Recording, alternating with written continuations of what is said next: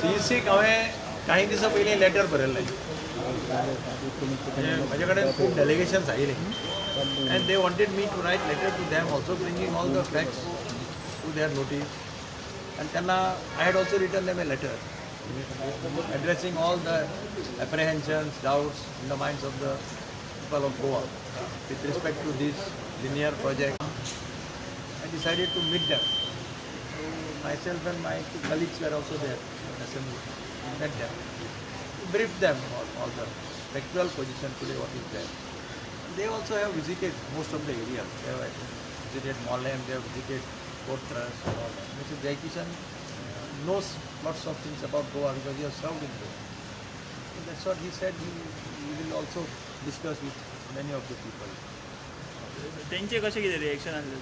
तशें रिएक्शन तर दाखोवपाचें ना. Supreme Court appointed central empowered authority. They cannot express their opinion. They will listen to everyone. Thank you, sir.